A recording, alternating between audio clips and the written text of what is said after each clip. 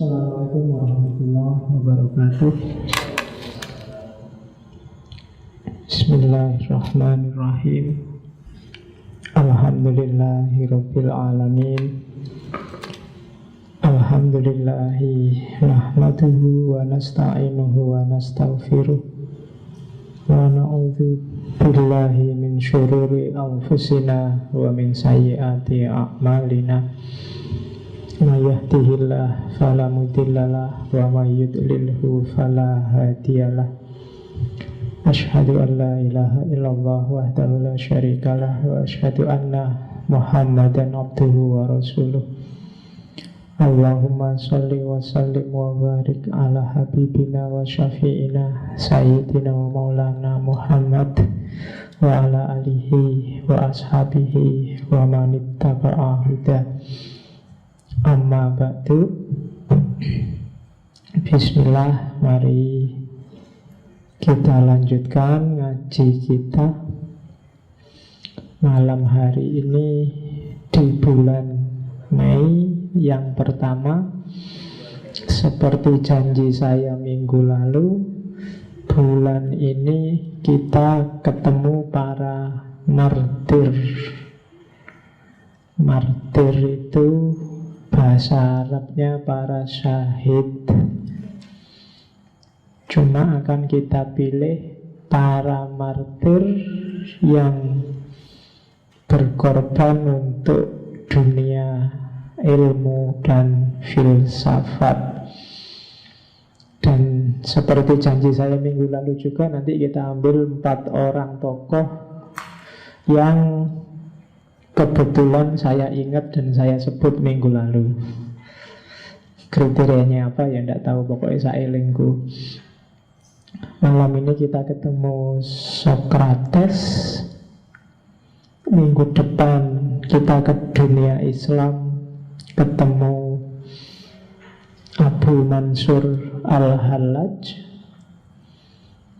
Minggu depannya lagi kita ke barat. Sebenarnya Islam juga, cuma tinggal di Amerika kontemporer. Tokoh yang terkenal dengan gagasan islamisasi ilmunya, tapi kemudian karena konspirasi tertentu kemudian beliau tewas, terbunuh. Satu keluarga, Ismail Faruqi. Dan yang terakhir minggu keempat, tadi yang katanya mau bacaan 3 tahun itu, saya tidak tahu kayak gimana.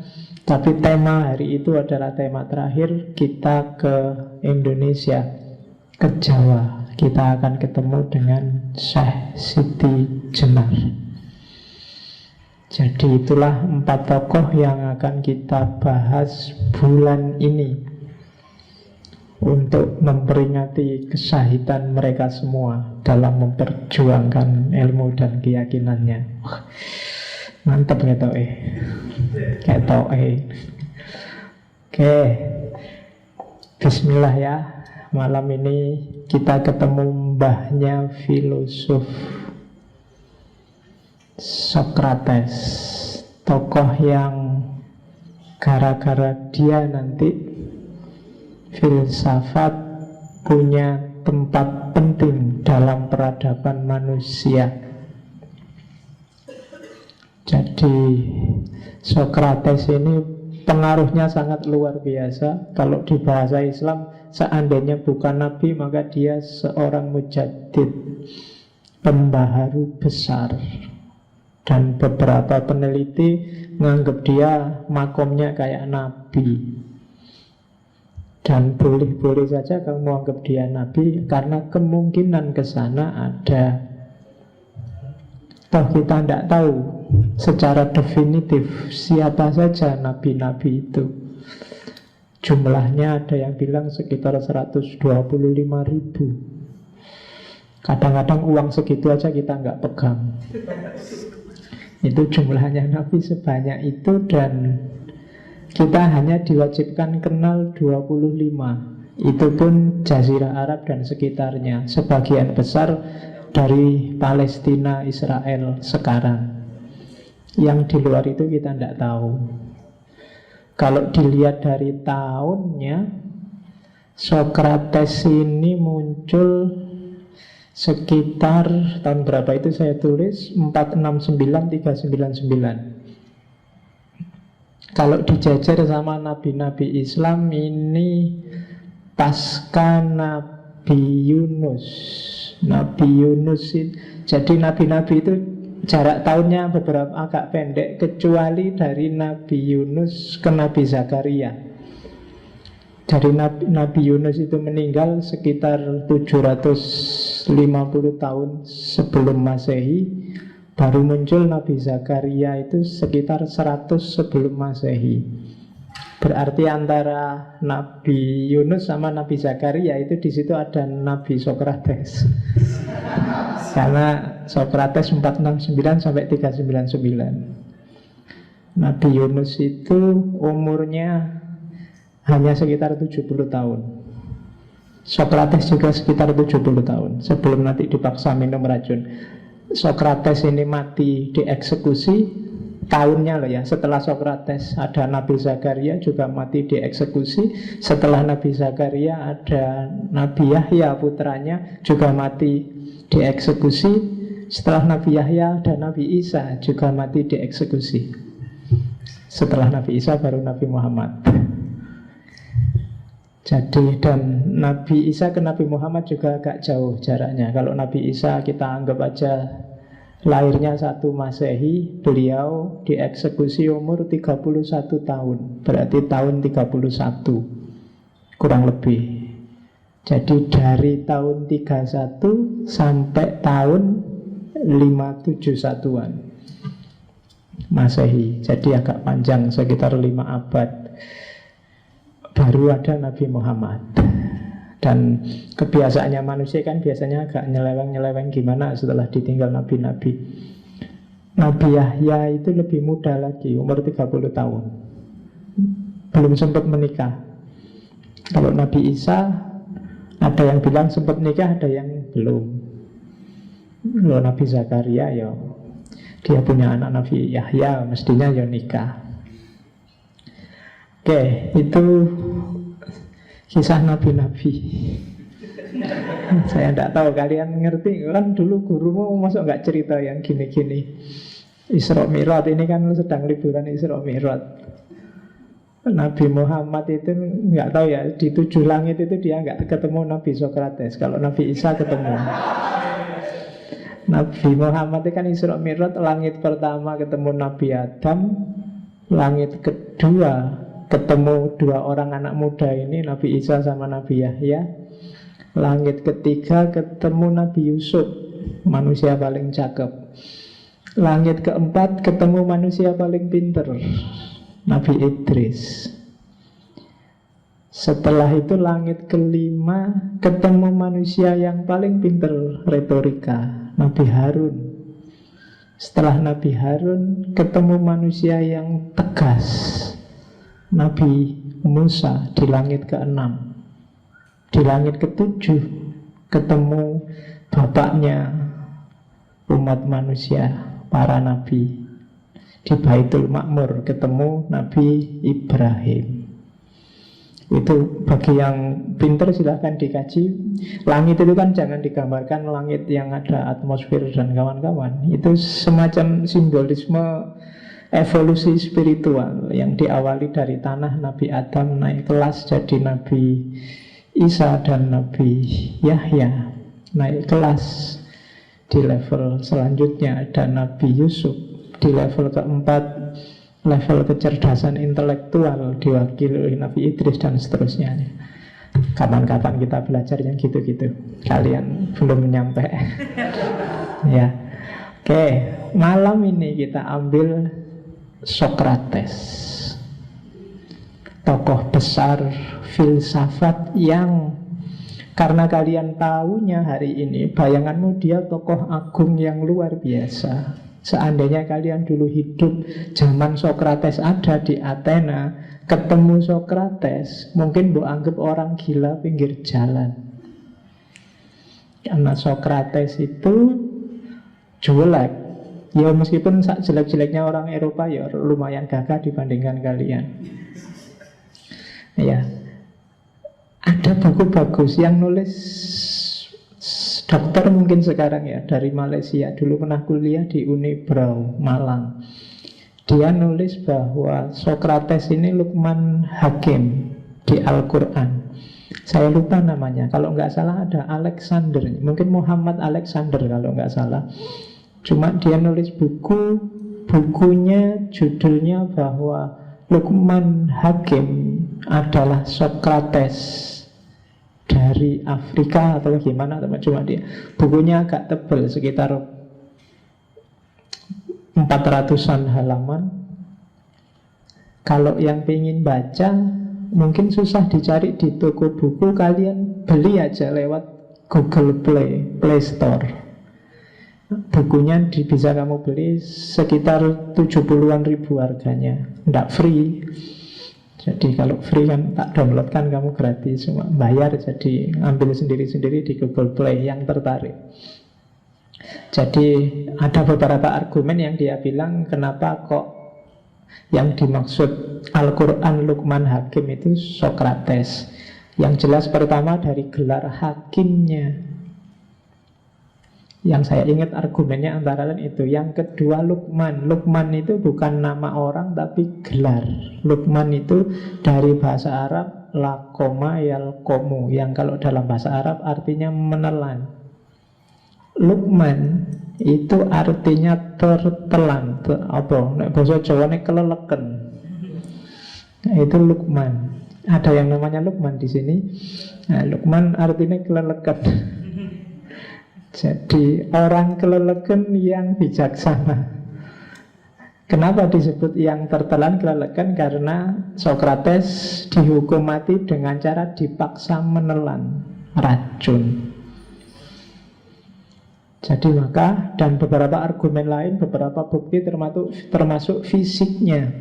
Jadi beberapa musafir menggambarkan kayak gini loh Luqman, dan terus dia komparasi sama ilustrasi di banyak referensi barat, termasuk buku-bukunya Plato tentang kayak gini loh Sokrates itu, dan dia gaduk-gadukkan.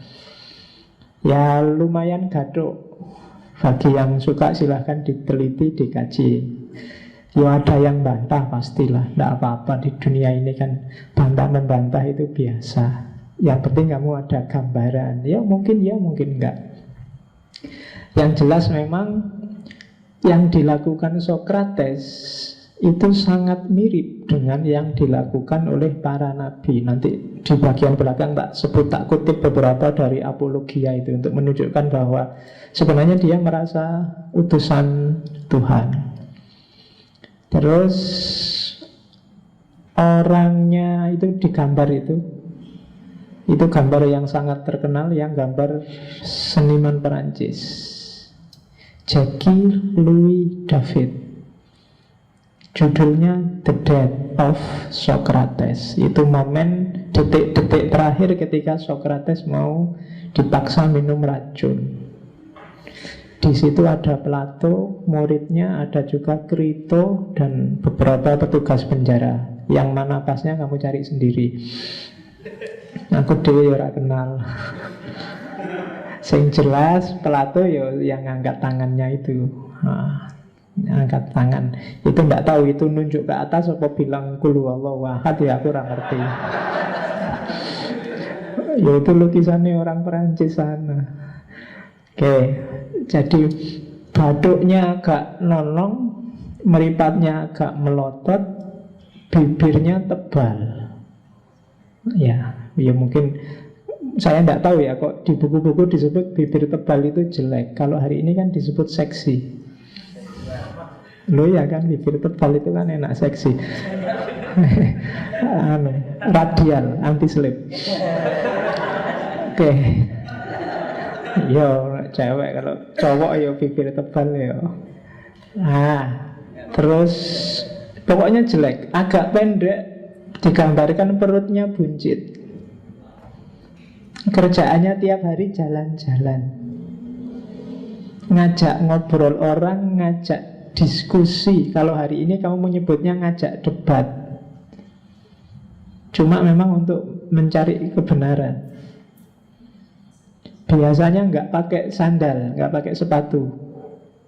Jadi filosof yang nggak pernah sandalan itu Socrates. Kalau kuliah mesti disuruh keluar sama dosennya.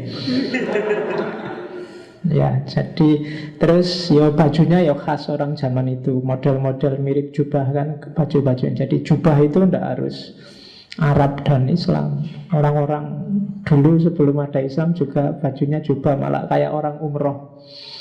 Jadi diselempangkan itu. Jadi itu Socrates, orangnya lurus, kuat. Kuat itu dalam arti teguh pendirian. Kalau bahasa hari ini dia istiqomah. Terus usil. Kerjaannya tiap hari jalan-jalan, kadang-kadang ke pasar-pasar itu. Cuma kalau ke pasar-pasar kayak kalian ke mall sekarang, cuma lihat-lihat. Ya, tidak pernah beli. Kalau ada yang tanya, Socrates, sampean itu ngapain tuh? Kok hampir tiap hari masuk keluar pasar? Jawabannya cerdas. Saya masuk pasar itu dan nggak beli apa-apa karena memang saya ingin neliti berapa banyak barang yang tidak saya butuhkan.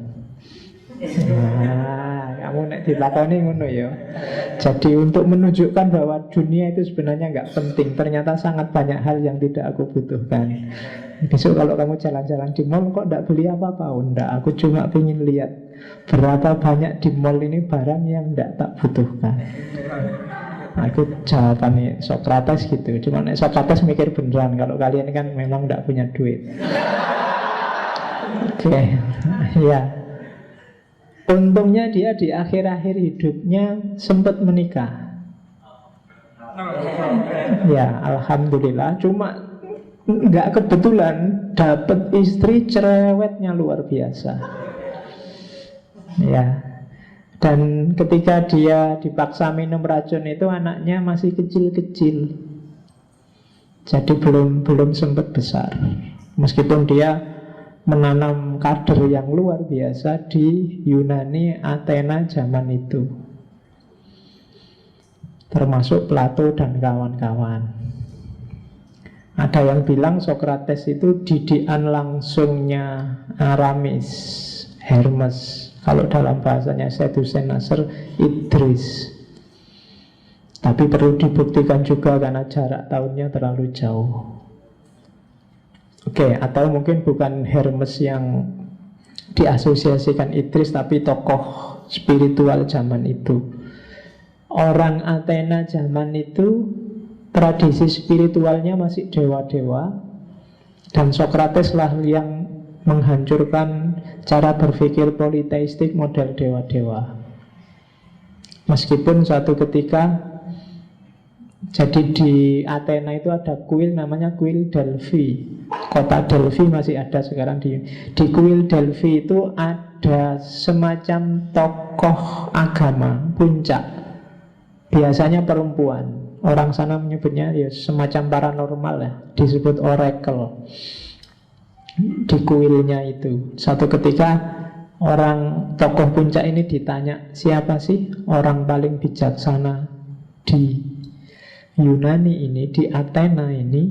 Jawabannya dia, orang paling bijaksana di Athena ini adalah Socrates. Dan orang-orang pada heran, kok bisa ya? Padahal Socrates itu kelihatan bodoh banget. Apa-apa ditakokke, segalanya ditanyakan. Tapi kok dianggap orang paling bijaksana? Nanti ketika Socrates ditanya kayak gitu, karena di Yunani ini hanya akulah orang yang tahu bahwa aku tidak tahu apa-apa. Kebanyakan orang merasa dirinya ngerti apa-apa. Dan Socrates lah satu-satunya orang yang merasa bahwa janjinya aku kira ngerti apa-apa. Untuk orang bisa sampai makom bahwa aku tidak ngerti apa-apa itu nggak gampang loh. Sampai detik ini mungkin kalian masih merasa aku sudah ngerti banyak hal. Kamu selalu merasa tentang banyak hal, ini aku ngerti, itu aku ngerti. Kadang-kadang kalian agak gaya, agak nyombong, pengajian ini enggak usah, enggak penting, koyo-koyo wis ngerti. Ikut ngaji itu enggak usah, ada diskusi itu, alah tema kayak gitu, simple, gampang, seolah-olah kalian merasa ngerti. Maka begitu kalian merasa ngerti, itu alamat kalian bukan orang bijaksana. Jadi orang bijaksana adalah justru orang yang tahu bahwa aku tidak tahu. Begitu kamu sadar bahwa kamu tidak tahu, maka kamu akan belajar terus. Kamu akan mengejar terus pengetahuan. Siapapun yang merasa sudah tahu, maka dia mandek, berhenti. Wong sudah tahu, padahal opo iyo kamu sudah tahu. Oke. Dan hampir semua tokoh besar ilmu pengetahuan itu biasanya orang-orang yang haus ilmu. Kenapa? Karena dia merasa banyak tidak tahu. Jadi mulai detik ini diubah, digeser orientasinya. Jadikanlah dirimu orang yang sadar bahwa aku sebenarnya tidak tahu apa-apa. Orang yang merasa tidak tahu apa-apa, dia akan selalu dapat banyak pengetahuan baru dalam hidupnya. Sementara yang sudah merasa isi, ya dia akan selesai di situ. Nah, itu semboyan utamanya Sokrates. Malam ini kita belajar orang ini. Kenapa kok sampai dia menyimpulkan begitu? Oke, Sokrates adalah salah satu sosok. Ini saya pakai istilahnya filosof barat modern, namanya Karl Jasper. Paradigmatik individual. Dia tipe ideal. Salah satu tipe ideal dalam filsafat itu Sokrates. Banyak tipe ideal. Yang paradigmatik individual mungkin termasuk Immanuel Kant, termasuk Karl Marx. Orang-orang ini pengaruhnya sangat luas. Jadi tidak sedikit, pengaruhnya besar. Bahkan nanti ada yang bilang bahwa filsafat barat, semua tradisinya itu hanya footnote, hanya catatan kaki dari Plato dan Aristoteles. Sementara Plato dan Aristoteles itu murid dan cucu muridnya Sokrates, itu belum gurunya. Itu sudah menguasai cara berpikir modern barat hari ini. Sokrates oleh orang-orang Athena digelari Godfly of Athena. God lo ya, bukan God. Kalau God Tuhan, kalau Godfly itu lalat. Dia itu kayak lalat, kayak laler. Nempel di sini, nempel di sana, muter-muter, bikin orang sumpek, bikin orang sebel. Karena selalu nguji orang. Jadi Godfly of Athena. Dan saya bilang tadi dia pembaharu yang luar biasa, karena dialah yang menggeser. Filsafat itu kan tidak diawali dari Sokrates di Athena, tapi sebelum dia kan ada para filosof pra-Sokratik yang orientasinya kosmosentris. Cara berpikirnya fokusnya di alam. Alam ini aslinya apa ya? Ada yang bilang air, talas. Ada yang bilang api. Ada yang bilang air, api, tanah, dan udara. Lahirlah nanti Avatar. Ya, itu dasarnya dari Yunani. Ada yang bilang cinta, ada yang bilang, tapi fokusnya kosmos. Nanti Sokrates lah yang menggeser orientasi itu untuk mikir manusia. Mbok, jangan mikir alam terus. Ini negara sedang kacau. Kan di sana juga sedang, Athena kan mulai susut, mulai surut, demokrasi dipertanyakan. Nah, itu Sokrates dan kawan-kawan yang menggeser orientasi dari mikir alam ke mikir manusia. Terus itu yang pertama, revolusinya Sokrates. Revolusi kedua adalah antitesis orang-orang sofis. orang-orang sombong yang merasa ngerti apa saja. Jadi zaman itu muncul orang-orang yang memang pinter tapi agak gaya. Disuruh ngomong apa aja bisa, karena memang dasari pinter dan merasa menguasai segala cabang. Semakin banyak cabang yang dia kuasai, semakin dia merasa besar. Dan ilmuwan ini ilmuwan bayaran. Jadi kalau ada yang nyuruh dia ngomong, ya berani berapa. Dan bisa dipesen, silakan ngomong tentang ini, dukunglah tokoh ini, dukunglah partai ini, nanti tak bayar sekian. Dan mau. Itu namanya kaum sofis zaman itu. Dulu, tapi kalau sekarang nggak ada. Nggak ada bedanya maksudnya. Jadi itu yang dilawan oleh Socrates. Di tengah paradigma semua orang merasa pinter, merasa tahu, bahkan kepinteran ini dijadikan komoditas untuk cari uang, cari kekayaan dan kehormatan, Socrates muncul dengan jargon aku ndak ngerti apa-apa. Bukan aku rapopo loh ya, tapi aku ndak ngerti apa-apa. Dan karena ndak tahu kan dia terus tanya. Dengan tanya itu sebenarnya dia tidak nyari pengetahuan untuk dirinya, sedang membimbing orang untuk sadar bahwa dia sebenarnya juga sama nggak tahunya. Itu gayanya Socrates. Jadi dia bikin revolusi kesadaran. Dari kesadaran kesadaran gaya, kesadaran sombong, kesadaran nek basa Jawane kemenyek. Ya, kemenyek itu tidak tahu bahasa Inggrisnya apa ya. Sok, bahasa Indonesianya sok. Menjadi kesadaran rendah hati. Aku itu tidak ngerti apa-apa.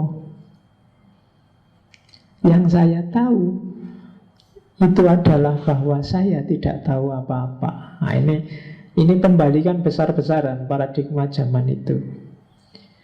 Oleh karena itu, Socrates pada akhirnya dianggap ngerusak tatanan. Ya kan, orang kayak gini kan nyebelin.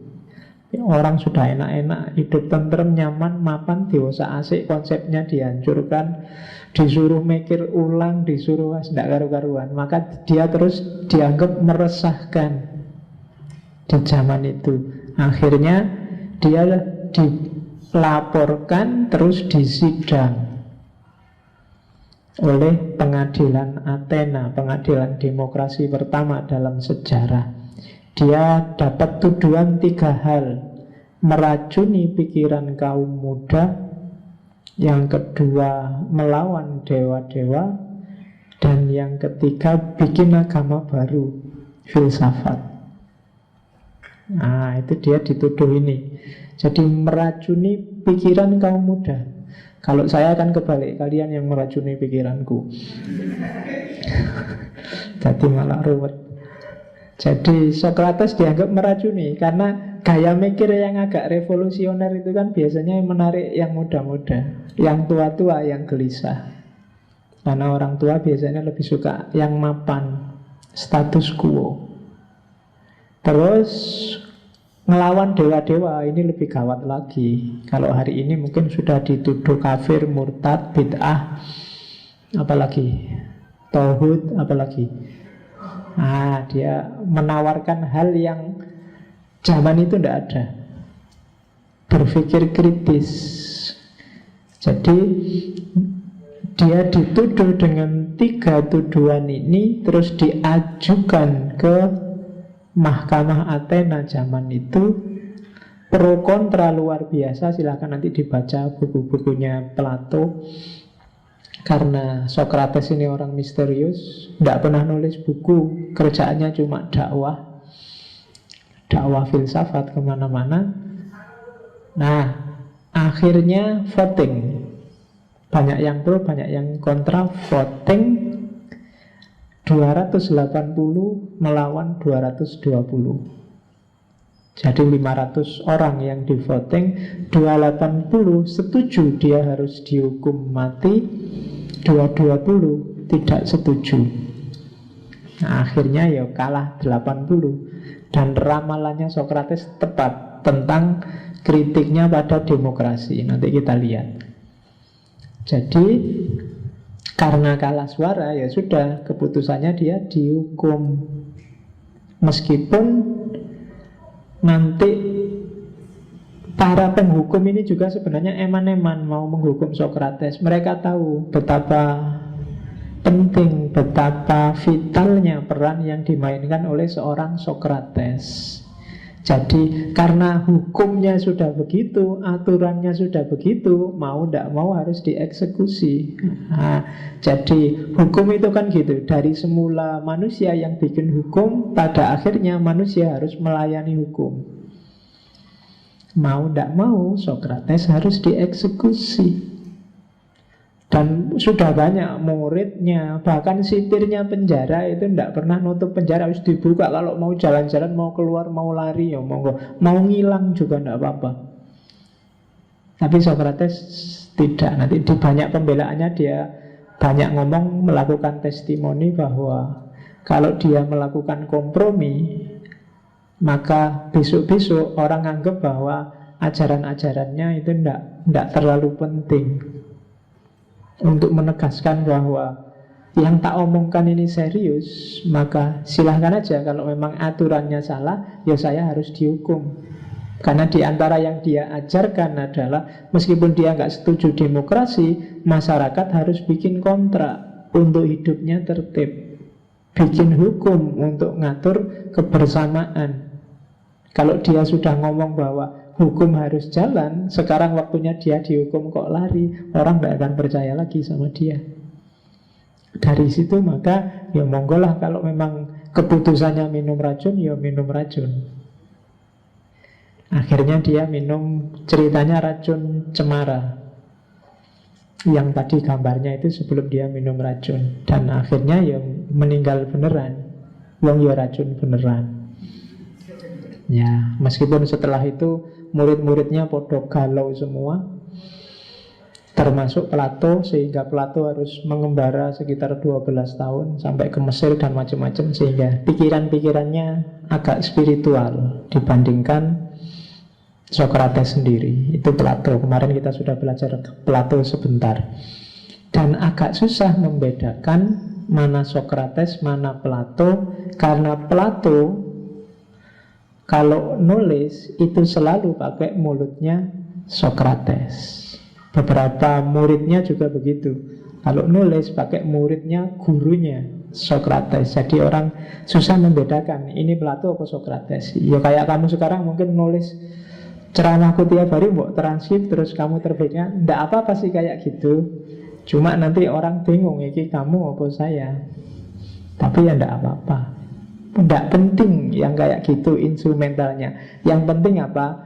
Pencerahannya. Baik saya, kalian, syukur-syukur orang lain juga kecipratan. Kalau sudah ngaji 3 tahun tidak cerah-cerah, ya tidak apa-apa, mau gimana lagi. Oke, bismillah, kita lanjutkan. Ini menurut saya diawali dari sini, ngaji ayat-ayatnya Sokrates. Jadi, it is not living that matters, but living rightly.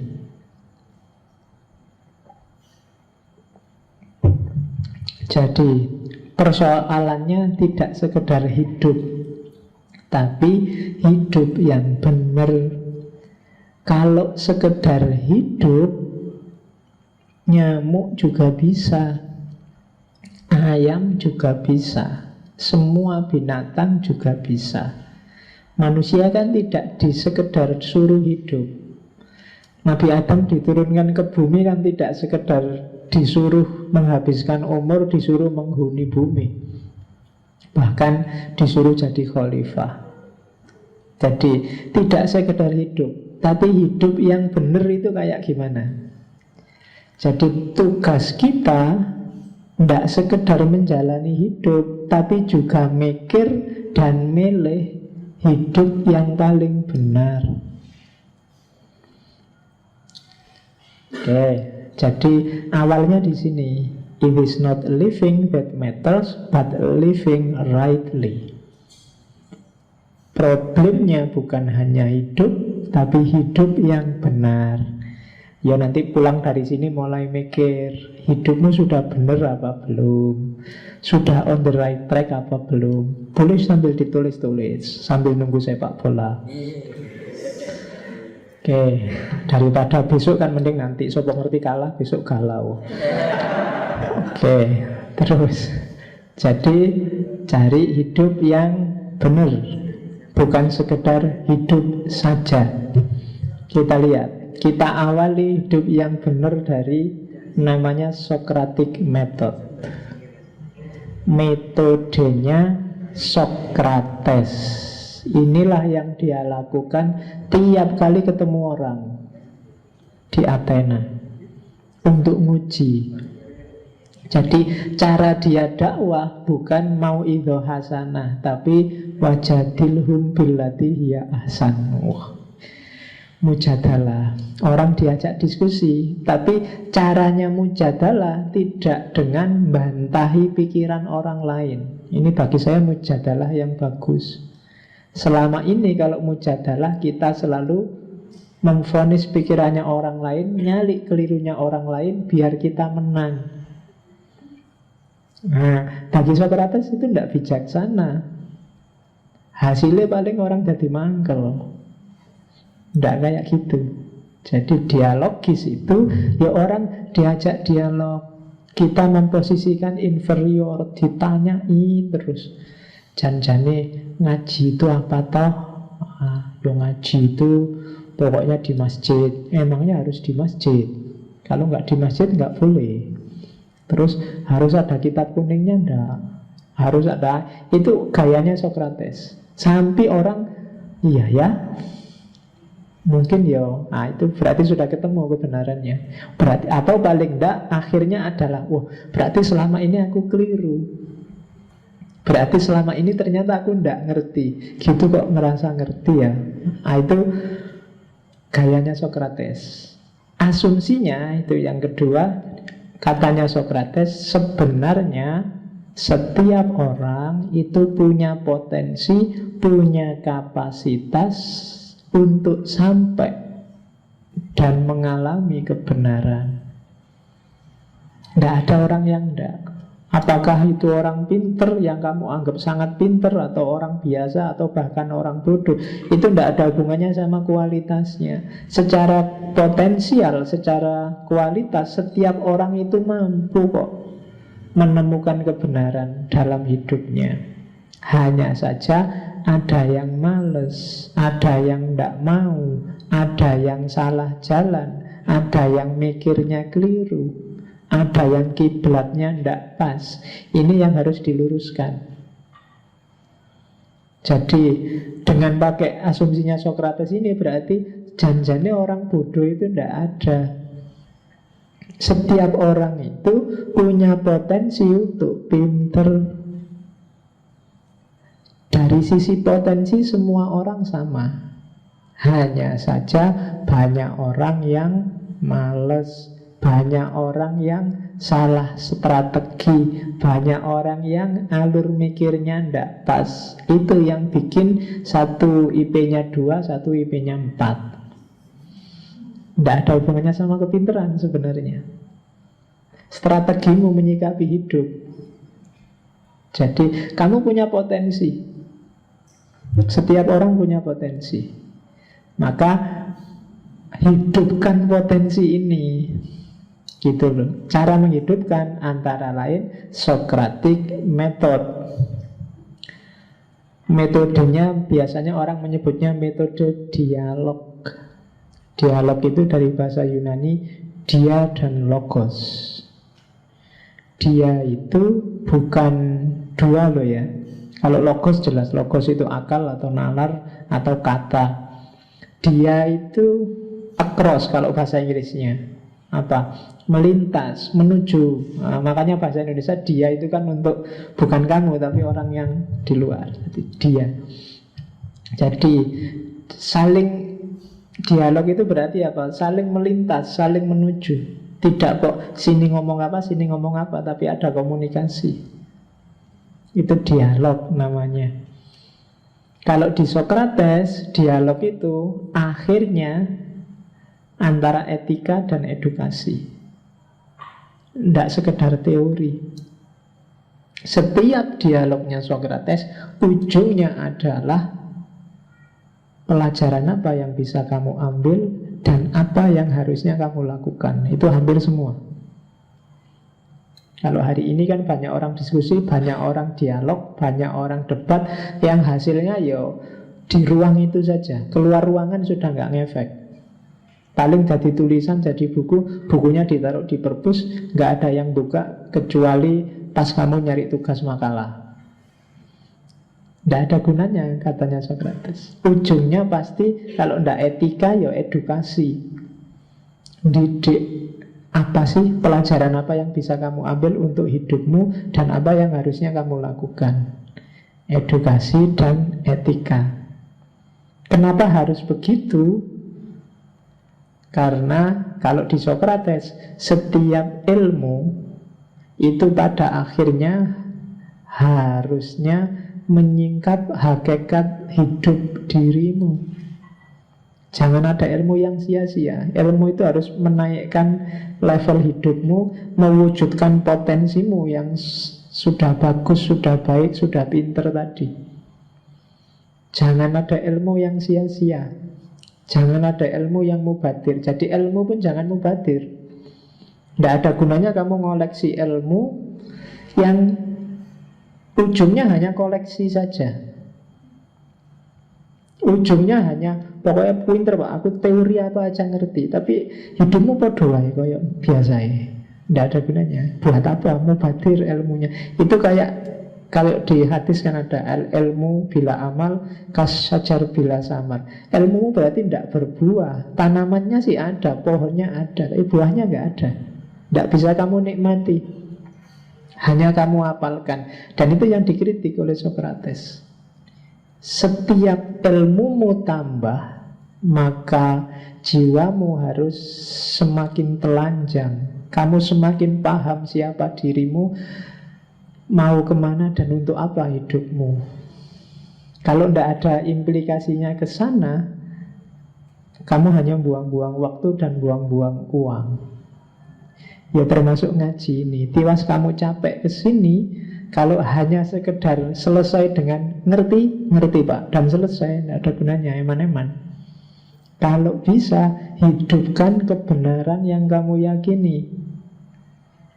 Tidak sekedar diyakini. Iman itu kan disebut iman yang sejati. Kalau ya diyakini, ya diucapkan, ya dilakukan. Ilmu juga begitu. Ya diyakini kebenarannya, ya diungkapkan dan dijalankan. Itu baru ilmu yang berbuah. Problem manusia hari ini kebanyakan ilmunya tidak nyambung sama perilakunya. Oke, dokter yang tiap hari ngomong kesehatan, banyak juga yang ngerokok. Banyak loh dokter yang ngerokok, kemarin saya lihat juga ada. Terus dosen, guru yang tiap hari ngasih petuah, dia sendiri ya butuh petuah sebenarnya. Kayak hidupnya ya rusak. DPR, itu kan banyak yang pinter-pinter loh orang di DPR itu. Kalau kalian lihat, kalau debat itu bisa sehari semalam. Tapi tidak ngefek sama hidupnya. Kamu lihat ILC itu kurang pinter apa orang Indonesia. Argumennya mantep-mantep kabeh, tapi Indonesia tetap rusak. Kebenaran banyak tapi tidak hidup. Itu problem kita hari ini. Bukan berarti orang tidak tahu kebenaran. Hampir semua tahu, tapi tidak hidup. Yang kemarin nyilet, nembak, apalagi gorok dosennya, ngeri aku saiki. Iya weh. Loh itu apa ndak ngerti? Ngerti, tapi kebenaran ndak hidup dalam dirinya. Oke ya. Itu tujuannya dialognya Sokrates. Dia ingin menghidupkan ini loh, biar hidup. Manusia sekarang mati semuanya. Oke, jadi Socratic Method. Kita lihat ya kayak gimana Socratic Method itu. Apa sih Socratic Method? Langkah pertama yang wajib adalah kamu harus merasa tidak tahu. Kalau sebelum dialog kamu merasa sudah tahu, hasilnya tawuran mesti. Jadi langkah pertama, titik berangkatnya harus saya tidak ngerti, coba dijelaskan. Ini kalau di Socrates, zaman Socrates, gaya kayak gini ini nabrak 3 problem sekaligus. Yang pertama nabrak para ilmuwan, kalau hari ini para saintis. Yang kedua nabrak kelompok sofis. Dan yang ketiga nabrak ilmuwan yang lain, termasuk seni, termasuk arsitektur, dan lain-lain. Jadi para saintis dengan Socrates ngomong aku tidak tahu, itu sindiran luar biasa. Karena biasanya para saintis itu cenderung ngerti segalanya dan materialistis. Segalanya bisa dijelaskan secara materi. Ilmuwan itu biasanya sombong karena merasa bahwa semua realitas bisa dia jelaskan. Kalau ada fenomena apa-apa, oh itu ada penjelasannya. Selalu merasa gitu. Oh itu ada keterangannya. Kenapa Indonesia rusak? Oh itu penjelasannya gini loh. Kok pinter di situ? Kenapa kok Indonesia ini sekarang banyak pelecehan seksual? Ah itu kayak gini loh. Itu pinter nih. Pokoknya jelasnya ngono iso. Seolah-olah dia ngerti segalanya. Kan banyak di TV itu komentator-komentator itu. Kemarin ngomentari kasus A, besok ngomentari kasus B, besoknya lagi ngomentari kasus C. Segalanya dia ngerti. Nah ini problem kalau di Socrates. Tapi itu logikanya TV. Coba TV mewawancarai Socrates, mungkin balik wartawannya diwawancarai sama Socrates. Ya kan? Oh saya tidak tahu, kalau menurutmu gimana? Itu mesti balik kayak gitu. Jadi mesti besok tidak ditemui lagi sama wartawannya.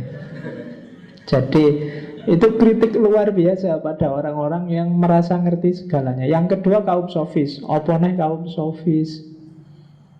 Kaum sofis ini ya wis. Kalau ilmuwan kan biasanya fokusnya pada ilmunya saja. Kalau kaum sofis ini segala ilmu termasuk yang supranatural, dia merasa ngerti tergantung yang bayar siapa.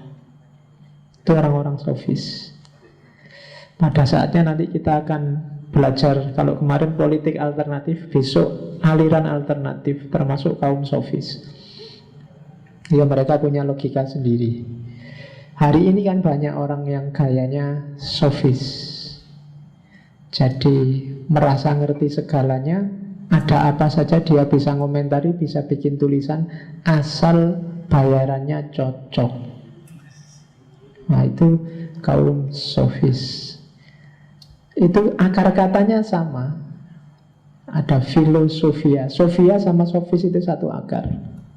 Kebijaksanaan. Cuma konotasinya jauh. Oke. Kaum sofis itu sering disebut bukan filosofia tapi misosofia. Dia benci kebijaksanaan. Tidak ada kebenaran umum, itu tidak ada. Kebenaran itu ada konteksnya sendiri-sendiri. Itu gayanya kaum sofis. Termasuk juga ketika Socrates ngomong aku tidak tahu, itu kritik pada ilmuwan-ilmuwan humaniora, seniman, politisi, dan lain sebagainya. Biasanya ini tidak merasa ngerti segalanya sih, cuma merasa ilmunya lah yang paling penting. Agamawan itu merasa ilmu agama loh paling penting, yang lain tidak penting semua. Seniman juga begitu. Oh, sastra itu paling sip, ilmu paling puncak. Sama nanti mungkin lagu musik juga merasa musik loh yang paling puncak. Antropologi merasa yo ilmunya manusia yang sejati itu ya antropologi. Psikologi merasa wah ilmu paling dalam itu psikologi. Intinya hidup. Kabeh merasa penting, merasa tinggi. Dan itu disindir oleh Socrates. Aku kok tidak ngerti apa-apa ya. Semua orang kok pinter kabeh, semua, cuma hanya aku yang tidak ngerti apa-apa. Dan itu oleh ulamanya Delphi yang perempuan tadi bilang, saat Athena ini yang paling bijaksana hanya Socrates. Kenapa? Karena hanya dialah yang sadar bahwa sebenarnya dia tidak tahu apa-apa. Nah, jadi langkah pertama tidak tahu. Sebelum memulai dialog, awalilah dari kalimat, aku tidak ngerti apa-apa, coba sampean jelaskan maksudnya itu apa, dan seterusnya. Setelah itu langkah kedua, ironi. Ironi itu nyindir, membesarkan pikiran. Jadi kamu ngerti pikirannya temenmu itu tidak pas, keliru, salah, tapi dibesarkan dulu. Oh iya ya, penting sekali berarti pikiran sampean itu. Saya tidak pernah loh mikir sampai ke situ. Tapi itu sebenarnya ironi. Maksudnya kebalikannya. Apa pikiran kayak gitu aja kok. Itu namanya ironi. Socrates dikenal dengan gaya ironinya ini. Ya misalnya ada yang ngomong, apa sih cinta itu? Cinta itu pokoknya siang malam selalu terbayang dirinya, segalanya untuk kepentingannya macam-macam. Itu baru iya ya, agung sekali kayak gitu itu. Jarang orang bisa kayak gitu. Tapi terus dia ngasih pertanyaan lanjutan setelah itu. Baru nanti belakangan orang sadar, wah ternyata tadi itu cuma ngetawain aku toh. Nah, itu namanya ironi. Jadi jangan kesusu disalah-salahkan, nanti orangnya down. Hari ini kan gitu, begitu koncomu pikirannya salah kan kamu langsung bodoh men toko iki, mesti gitu. Ya kan? Gini aja ndak bisa, gitu aja kan kamu mesti gitu. Ndak, kalau Socrates setelah merasa ndak tahu, dia gayanya ironi. Ironi itu, iya ya, kamu kok bisa pinter gitu, belajarnya di mana ya? Saya ndak pernah loh mikir kayak gitu. Itu, padahal dibalik itu mau ngomong, mikir kayak gitu aja sudah bangga, baru ngerti dikit gitu aja sudah. Ya kayak adikmu itu loh kan, kamu misalnya punya adik balita, baru bisa ngomong dikit aja kamu, walah pinter, padahal cuma bisa ngomong itu kan. Aslinya kan kamu, ya pujian itu kan hanya untuk membesarkan dia, biar dia tambah semangat mikir lagi. Kan kamu, kalau adikmu baru bisa ngomong kan kamu gak bilang, alah cuma satu kata aja, nggak usah bangga. Nah itu, besok adikmu nggak mau ngomong lagi yang masih balita.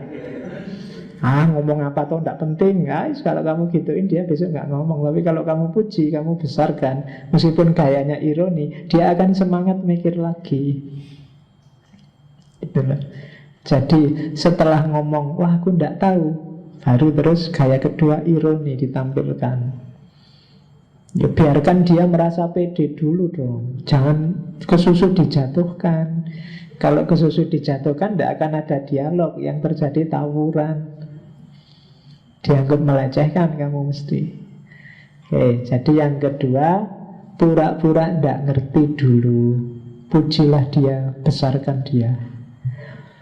Terus baru yang ketiga, teknik namanya elensus, konfutasi. Baru kamu sebutlah, misalnya ada yang tidak konsisten, ada yang tidak pas, ya kan? Ada yang keliru. Misalnya ada orang patah hati, terus kenapa sih kamu patah hati? Ya karena cintaku sejati dikhianati. Oh hebat sekali cintamu bisa sejati gitu. Apa sih cinta sejati itu loh? Cinta sejati itu kan hidup mati kita tidak penting, yang penting kebahagiaan pasangannya. Lah pasanganmu sekarang sama pasangan lain kan sudah bahagia. Lah kok kamu sedih? Itu namanya inkonsistensi. Katanya kebahagiaan pasanganmu juga kebahagiaanmu. Lah sekarang kamu kok stres? Harusnya kan kamu ikut bahagia, pasanganmu dapat pacar baru yang lebih bagus dari kamu. Nah, ini namanya nyari inkonsistensi. Mungkin ada argumen yang tidak pas, ada yang kurang, ada yang keliru. Kamu tanyain, tapi jangan diruntuhkan semua. Ditanya sisi-sisi lemahnya. Nanti dia akan nyari jawaban. sendiri. Tidak harus kamu yang benar itu gini loh, tidak. Akalnya biarkan kerja. Oh, kalau gitu apa sih cinta itu? Cinta yang sejati itu apa? Itu yang keliru definisimu cinta apa perasaanmu, caramu mengekspresikan, caramu menghayati. Nah, itu namanya elensus, konfutasi. Bantahlah variabel-variabel pikirannya yang tidak pas, sampai dia mikir sendiri terpaksa. Iya ya, yang benar apa ya? Nanti di salah satu bukunya misalnya di Paido ada kisah gimana Socrates debat tentang keberanian. Jadi ada seorang militer baru pulang ditanya, mas, menurut sampean keberanian itu apa? Berani itu tidak peduli berapa musuh, kita serang, pantang mundur, maju terus. Berarti kalau mundur tidak berani. Iya, kalau mundur itu bukan pemberani. Terus Socrates ngasih contoh. Tapi dulu ada kasus orang-orang Sparta perang sama orang-orang Athena, perang sama orang-orang Persia. Di pukulan pertama dia mundur karena kalah jumlah. Apakah itu disebut bukan pemberani? Karena setelah dia mundur, ngatur strategi, terus nyerang lagi dan menang. Tapi karena dia sempat mundur, berarti berdasarkan definisimu tadi, dia termasuk pengecut, bukan pemberani. Enggak gitu. Berarti pemberani itu maksudnya, itu orang jadi mikir. Itu gayanya Socrates. Jadi memposisikan perdebatan sesuai dengan konteksnya, ditanyain satu-satu yang lemah. Itu namanya langkah ketiga, konfutasi, elensus. Setelah dibantah, orang diajak mikir. Pada akhirnya langkah keempat, ini yang paling terkenal, namanya maiotika. Maiotika itu kebidanan. Jadi Socrates ini ibunya seorang bidan. Nah, teknik kebidanan itu seperti saya bilang tadi, setiap orang itu punya potensi kebenaran untuk memahami dan menangkap kebenaran sendiri. Tidak harus kamu suapin. Nah, tugasnya Socrates ya, itu kayak tugasnya bidan. Yang hamil kan bukan bidannya, tapi pasiennya. Dia cuma bantu agar persalinannya lancar. Jadi Socrates cuma bantu agar orang bisa melahirkan kebenaran melalui pikirannya sendiri. Jadi tidak menggurui. Wong itu kesimpulanmu sendiri kok. Aku kan cuma nuntun. Bidan itu kan cuma nuntun. Ayo ambil nafas, tarik nafas, ini cuma nuntun. Yang melahirkan pasiennya, bukan bidannya. Kecuali bidannya juga hamil. Ya kan? Jadi maiotika itu setelah menunjukkan titik-titik lemah, sekarang yang diajak ngobrol tadi dituntun. Sudah, berarti cinta itu apa?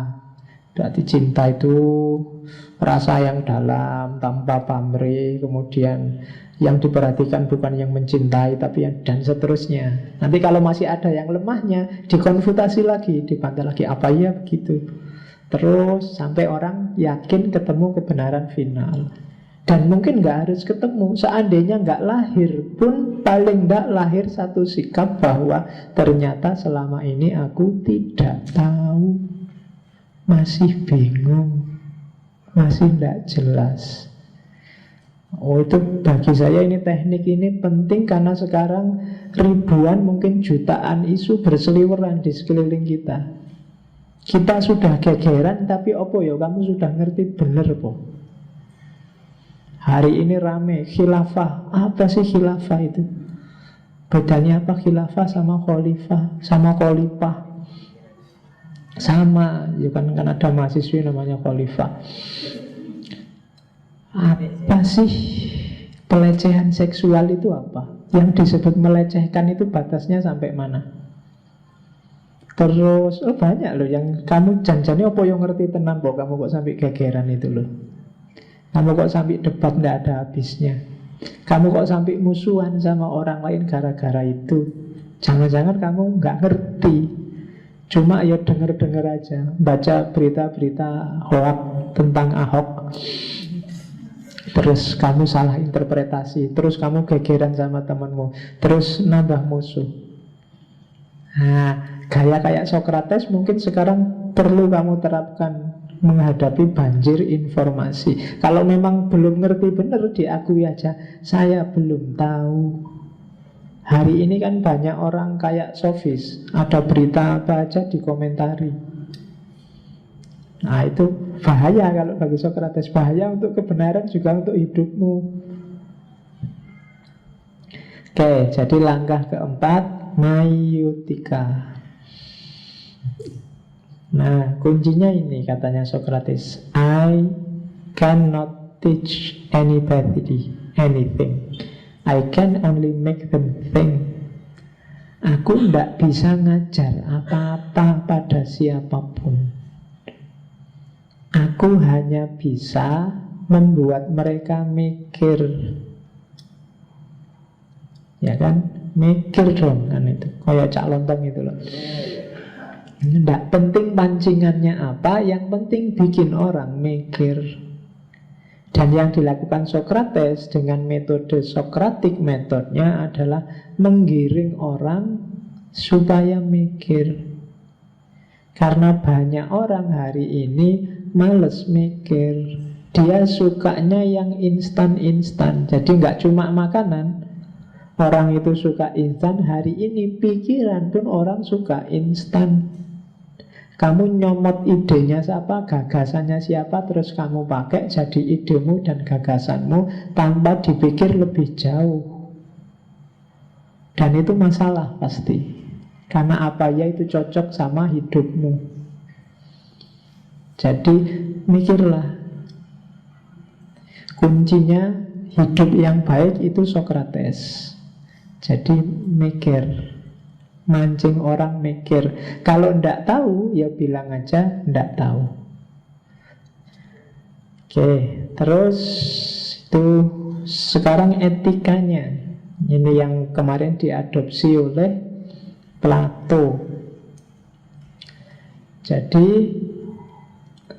mikir kan sudah tadi. Sekarang keutamaan hidup itu yang dicari adalah keutamaan. Tidak ada orang nyari kejelekan.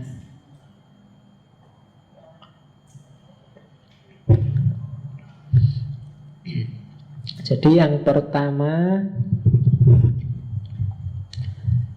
kebajikan manusia urusannya adalah jiwa. Fisik itu dipengaruhi oleh jiwa. Ini alirannya agak ideal. Beda sama besok eksistensialis. Kalau jiwa baik, maka fisik akan baik. Maka katanya Sokrates, sumber kebahagiaan itu adalah jiwa. Berarti apa? Tugas kita hidup adalah ngopeni jiwa, biar dia jadi sempurna sesuai potensinya, kembali ke hakikinya jiwa. Nah, fisik buat apa? Fisik itu mendukung kesempurnaannya jiwa. Maka nanti sangat terkenal semboyannya Sokrates yang sering kalian pakai hari ini, makan untuk hidup, bukan hidup untuk makan.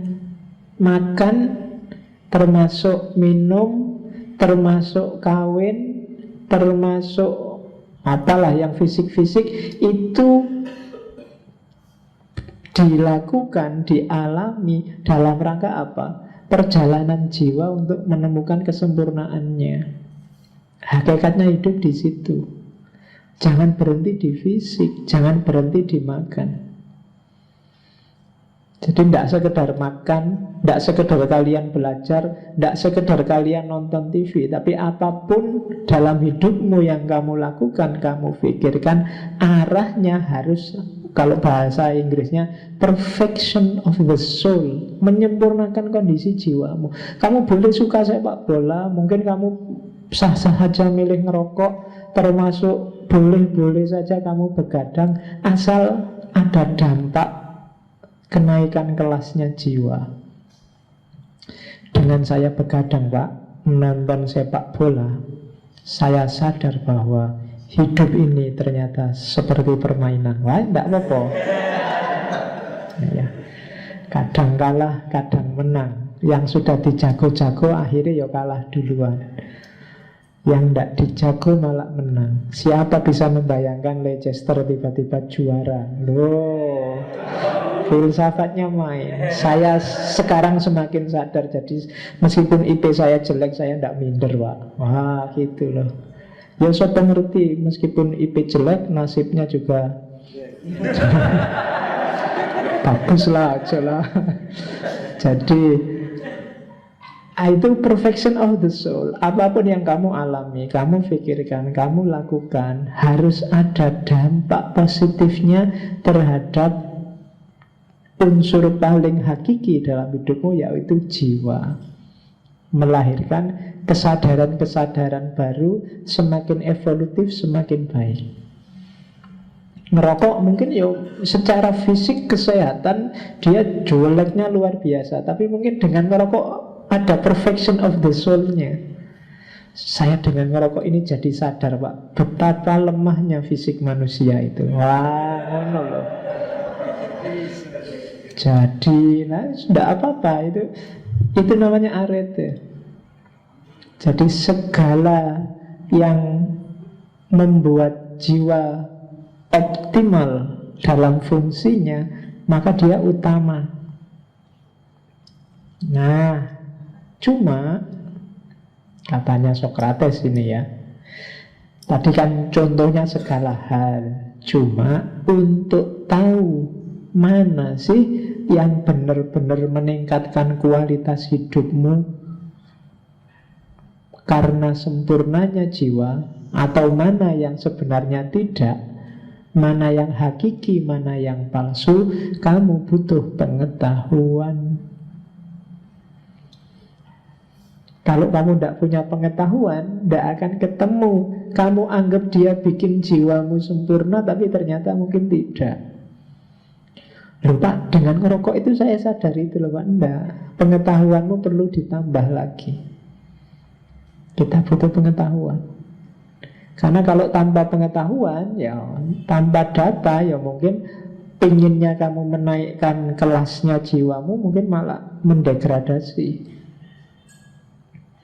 Jadi mungkin kamu pinginnya jadi orang utama, malah jadi hancur. Kenapa? Pengetahuannya kurang. Pak, saya ingin latihan menahan diri Pak, tidak makan, tidak minum 40 hari, 40 malam Pak. Pengetahuanmu kurang. Nggak mungkin kamu bisa mati. Karena kita makhluk hidup yang normal. Mekanisme makhluk hidup, belajarlah. Jadi pengetahuan jadi kuncinya. Maka pengetahuan itu adalah bagian utama dari keutamaan. Jadi perilaku yang utama itu demi perfection of the soul. Dan untuk tahu mana yang perfection of the soul, mana yang tidak, kita butuh pengetahuan. Nah, nanti ini teorinya kayak diwarisi Plato kemarin. Kalau orang pinter, itu pasti dia tidak akan berbuat jahat. Semakin pinter orang, dia akan semakin baik. Kalau ada orang ilmunya tambah tapi perilakunya nggak tambah, maka ada yang salah dalam pengetahuannya. Orang pinter itu tahu baik, tahu buruk, tahu benar, tahu salah. Kalau dia memang benar-benar pinter, dia tidak akan mau melakukan yang buruk dan yang salah. Kenapa? Dia tahu resikonya. Kalau nekat, berarti kamu nggak sadar dengan resikonya. Kenapa kok kemarin ada Yuyun diperkosa 14 temennya. 14 orang ini pasti tidak pinter, tidak punya pengetahuan. Loh Pak, dia ngerti loh Pak, benar salah. Iya, tapi pengetahuannya belum utuh. Kalau versi Socrates loh ya. Kalau dia ngerti, pikirannya panjang sampai menjangkau resiko-resiko yang akan dia tanggung, dia tidak akan mau. Ah, itu kan karena mabuk Pak. Ya makanya karena dia mabuk ilmunya hilang. Jadi semakin, kalau kamu ngerti betapa rusaknya misalnya nyontek, kamu tidak akan mau nyontek dengan segala resikonya. Tapi selama ini kamu hanya tidak ngerti resikonya nyontek. Ngertimu pokoknya kalau nyontek asal tidak ketahuan, nilai bagus saja Pak. Tapi mungkin kamu nggak melihat dampaknya untuk jiwamu, dampaknya untuk mentalmu, pendidikan apa yang sedang kamu tanamkan untuk jiwamu. Itu semakin kamu sadar bagaimana, semakin lengkap ilmumu, semakin kamu akan jadi orang baik. Itu maunya Socrates. Kok ada orang pejabat, sudah kiai juga, tapi kok masih korupsi, sebenarnya dia kurang pinter. Apalagi korupsinya ketahuan, saya ora pinter. Iya. Jadi harusnya kalau dia pinter, dia ngerti dampak yang harus dia tanggung dari korupsinya. Dengan enaknya dia korupsi, itu tidak imbang. Dulu. Jadi keutamaan kamu sama pacarmu nginep di hotel berdua, enak sih. Tapi kan sebentar, kamu paling kuatnya berapa? Tapi dampaknya yang kamu tanggung, oh itu bisa panjang. Kalau kamu cerdas, kamu tidak akan mau. Apalagi kalau terjadi kecelakaan, wassalam, kamu tidak akan bisa tidur itu. Paling kamu nanti nyari iklan yang itu, terlambat bulan, ini mesti gitu. Iya. Tapi kalau kamu akalmu panjang juga, kamu gak akan serta-merta manut apa isinya iklan itu, karena dampaknya juga luar biasa. Kamu nekat ke situ karena kamu gak tahu dampaknya, baik untuk psikis, psikologis, kesehatan dan seterusnya. Itu yang dimaksud oleh Socrates, keutamaan itu. Sumber utamanya adalah pengetahuan. Itu yang di level apapun, agama apapun, ajaran apapun, tidak ada satupun yang bilang ilmu itu tidak penting. Semua bilang ilmu itu penting. Kuncinya hidup itu ada di ilmu. Ya kan? Nabi Adam aja sebelum turun ke bumi kan sama Allah disangoni banyak ilmu. Wa 'allama Adamal asma'a kullaha. Kenapa? Ya bukannya hidup itu ilmu. Kita tahu yang baik dan buruk itu ilmu. Cuma memang kadang-kadang kita males, jadi Allah terus jengkel. Ini dikasih akal, dikasih ilmu, tidak dipakai-pakai. Sudahlah, terus diturunkanlah Nabi. Coba dibantu orang-orang itu biar ngerti yang benar mana. Sudah dikasih fasilitas kok nggak dipakai. Nah itu juga masih judek, masih orang-orang gampang lupa. Nabinya meninggal sesaat lagi, adalah kasih kitab suci biar nggak hilang-hilang ajarannya, kan gitu fasilitasnya Allah. Tapi sebenarnya fasilitas yang paling utama itu akal kita untuk menangkap pengetahuan. Itu namanya arete, keutamaan. Jadi dalam hidup mari kita cari yang utama. Itu kunci pertama. Kunci kedua hidup kita adalah, itu kalau bahasanya Socrates, menguasai diri. Istilahnya ada 3: enkrateia, libertas, dan autarsia. Enkrateia ini penguasaan diri. Engkau adalah raja atas dirimu, dan yang harus jadi raja adalah akalmu. Jadi kuasai dirimu. Dengan apa? Dengan pikiran, dengan akal, dengan refleksi. Jangan mau dijajah oleh apapun dan siapapun. Bebaskan dirimu, termasuk dari dirimu sendiri. Nah ini kalimatnya agak puitis. Bebaskan dirimu, termasuk dari dirimu sendiri. Itulah libertas. Libertas itu apa? Bebas. Bebas maksudnya apa? Bebas maksudnya Sokrates adalah kekuasaan rasionalitas atas animalitas. Dalam dirimu ada dorongan-dorongan hewani yang kamu diperbudak oleh itu. Nah, kamu bebaskanlah dirimu dari itu. Jadikan satu-satunya yang nyetir kamu itu akal. Itu libertas. Jadi kalau kamu sudah menguasai dirimu dan akal yang nyetir segalanya, maka kamu akan mandiri. Hidupmu akan nyaman. Hari ini masih sering terjadi konflik dalam dirimu antara rasionalitas dan animalitas. Kamu cari ilmu tapi ditakut-takuti dengan pekerjaan, ya kan? Kamu belajar ditakut-takuti besok bisa makan apa enggak. Kamu selalu gitu. Jadi rasionalitas selalu dilawankan dengan animalitas. Kamu ingin sementara fokus studi dulu tapi ditakut-takuti nyari pacar, besok kamu enggak laku loh. Oh, itu kan animalitas. Jadi kuasai dirimu. Rasionalitas yang harus main, bukan kebinatangan. Kebinatangan itu ya semua yang berhubungan dengan binatang, yang ada pada binatang.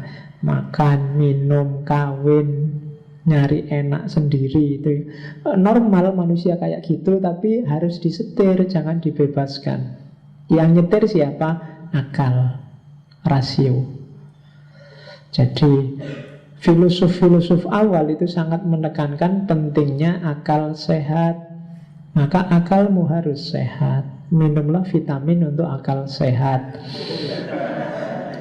Cuma ya bukan pil. Vitaminnya akal sehat itu apa? Baca. Ya bukan pil, kamu nanti beli pil yang untuk bikin cerdas.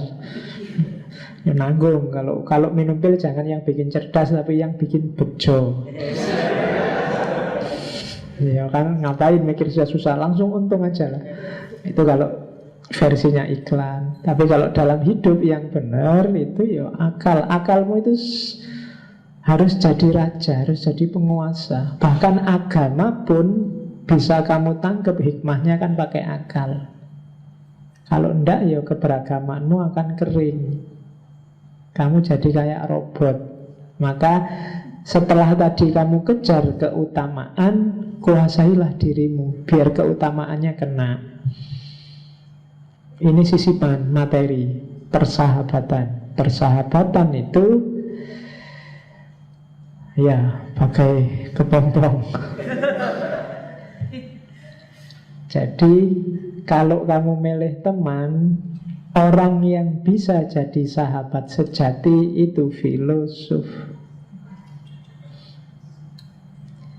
Kenapa? Karena filosoflah yang tahu batas dan bisa menguasai diri. Autarkia tadi dan enkartea. Jadi penting kamu punya teman yang tahu batas dan bisa menguasai diri. Kalau ada temanmu yang nggak tahu batas, kan kamu sumpet dewe, ya kan? Orang lalu duwe kelambi dibawa kemana-mana dipakai, kamu sendiri nggak ketagihan baju. Sini uang lagi krisis, utang.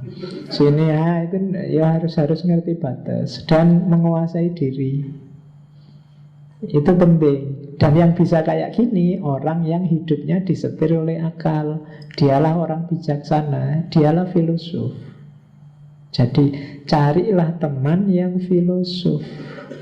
Jangan teman yang diperbudak oleh dorongan-dorongan animalitasnya. Nanti akan berpengaruh padamu. Jadi sahabat sejati itu, kalau kamu punya sahabat sejati dengan karakter filosof, kamu akan menemukan keutamaan dalam hidupmu. Dan keutamaan itulah nanti sumbernya kebahagiaan. Oke, itu tema sisipan. Terus Sokrates mengkritik politik, demokrasi model Athena. Sokrates sendiri bilang, saya tidak akan terjun langsung ke politik praktis. Kenapa? Dewa-dewa ngasih tanda begitu. Nah, ayo, mungkin hari ini, tadi saya bilang, dia sering ngomong ada isyarat dari dewata, bahasa sekarang, ada isyarat dari Tuhan. Yang semacam itu yang banyak orang bilang, jangan-jangan dia memang nabi. Jadi katanya Sokrates, kenapa dia mengkritik demokrasi? Yang pertama apa? Demokrasi itu setiap orang boleh ngomong. Padahal manusia punya karakter egois. Akhirnya apa? Muncul banyak suara dan masing-masing merasa benar. Lahirnya akhirnya hanya konflik ketika terjadi bantah-membantah. Dan itu kita rasakan sendiri. Yang kedua, demokrasi itu tidak fair, tidak rasional. Kenapa? Semua manusia dihargai sama. Pikirannya orang pinter, ulama, cendekiawan dianggap sama dengan pikirannya orang biasa. Dalam demokrasi peduli amat kamu kiai apa orang murtad, orang bid'ah. Pokoknya one man, one vote. Satu orang, satu suara. Jadi kamu debat sampai jungkir balik urusan Ahok itu, jawabannya kan simpel. Tinggal ditunggu besok siapa yang milih paling banyak. Mbok kamu sekarang bikin argumen sak buku untuk mendukung Ahok apa menjatuhkan Ahok, tidak ada gunanya. Yang paling berguna itu sangonilah orang-orang untuk milih siapa. Bahkan kuncinya di situ, one man one vote. Mbok ada kiai besar yang berfatwa, ndak fungsi. Mbok ada filosof yang menunjukkan rasionalitasnya di sini, ndak fungsi. Yang penting one man one vote, satu orang satu suara. Itu kelemahannya demokrasi. Meskipun demikian, ya bagi Sokrates yang penting masyarakat tertib. Itu kan tujuannya politik. Ya monggo dipilih yang cocok. Kalau dia sih merekomendasikan kayak Plato, yang penting pemimpinnya harus orang yang bijaksana, orang yang sudah menaklukkan dirinya sendiri. Jangan milih pemimpin yang kalah oleh dirinya sendiri, yang nyetir hidupnya animalitasnya, bukan rasionalitasnya. Kuncinya di situ. Pemimpin yang sudah selesai dengan dirinya sendiri. Kalau kita kan masih sibuk dengan diri kita sendiri. Orang yang belum selesai dengan dirinya sendiri, tidak mungkin dia ngopeni orang lain. Keinginannya sendiri masih sangat banyak. Tidak mungkin dia mikir keinginannya orang lain. Maka katanya Sokrates, cari filosof yang selesai dengan dirinya sendiri. Akan lebih enak jadi pemimpin. Wong dia sendiri masih sumpek kok disuruh mikir orang lain, tidak mungkin bisa. Jadi kuncinya di situ kalau katanya Sokrates. Politikus sejati berarti orang yang sudah menang melawan dirinya sendiri. Dan ya katanya Sokrates, yang penting masyarakat harus dididik terus-menerus, paling tidak dengan gaya Sokrates method, agar dia sadar hakikat hidupnya, sejauh mana dia butuh negara atau tidak, dan seterusnya. Itu namanya pendidikan politik. Kalau mau bikin perubahan, kalau gayanya Sokrates berarti gaya revolusi yang anti kekerasan. Kalau Sokrates mau, mungkin muridnya banyak loh, dia bisa bikin gerakan tersendiri. Tapi enggak, dia lebih milih dakwah biasa aja pakai mulut, dan begitu ada kasus melibatkan hukum, bahkan dia sendiri terancam hukuman mati, ya dia terima. Karena memang konsekuensinya kontrak sosial dalam bernegara itu ya hukumnya bunyinya kayak gitu, ya kayak gitu. Kalau mungkin hari ini kan mungkin beda, ditafsir-tafsir, enggak. Kalau bunyinya sudah dihukum mati dengan kesalahan itu, dan terbukti itu dianggap salah, sudah di voting juga kalah, ya sudah, hukum dijalankan. Dan itu yang dipegangi oleh Sokrates.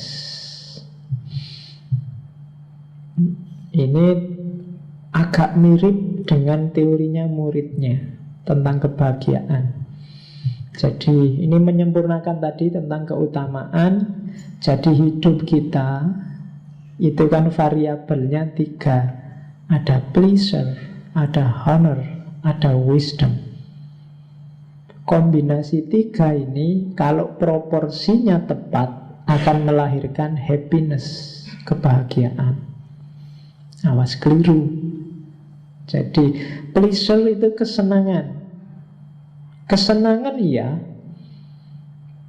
tapi jangan overdosis. Ketika overdosis, maka kita akan diperbudak oleh nafsu. Makan iya, tapi jangan sehari-hari mikir makan terus. Baru selesai sarapan sudah mikir nanti makan siang di mana ya enaknya. Sepodoh. Itu mikir mangan dong. Jadi hati-hati, nyari kesenangan. Baru selesai nonton film, wah nyari film lagi nih yang gini. Yuk, berarti hidupmu selalu pleasure, nyari seneng dong. Ketika kamu nyari seneng saja, akhirnya apa? Rasionalitasmu mati, tidak pernah dipakai. Apalagi yang tiap hari nonton film, apalagi yang maniak drama Korea, apa yang maniak. Pokoknya seneng aja, rasional nggak penting. Ya kan, makan juga gitu, minum juga gitu, seneng-seneng pacaran juga gitu, pacaran terus sampai overdosis. Iya, hati-hati, overdosis itu ndak enak. Overdosis apa aja termasuk pacaran. Semakin kamu sering pacaran, semakin akan cepat putusnya. Kan sering tak kasih teori bagaimana habisnya zat kimia untuk orang jatuh cinta itu. Ya kan, ya itu kan bertahannya cuma 4 tahun. Kalau setelah 4 tahun itu pacaran biasanya sudah nggak hangat lagi. Sudah mulai banyak yang lebih cakep dari pacarmu. Tapi kalau tahun-tahun pertama tidak ada tandingannya, pokoknya sip. Tapi begitu tahun keempat mulai banyak, 1, 2, 3. Yang kemarin biasa-biasa sekarang jadi cakep. Oke, ya. Lu ada yang pengalaman di sini. Oke. Terus yang kedua honor. Honor itu kehormatan, status. Ada orang yang enggak, kesenangan tidak jadi tujuannya. Dia pingin IP-nya tinggi, dia pingin sukses, dia pingin status sosialnya bagus, dia pingin jadi A, jadi B, jadi C. Itu biasanya demi kehormatan, ya kan, demi pengakuan. Nah, hati-hati juga. Honor itu berarti pengakuan.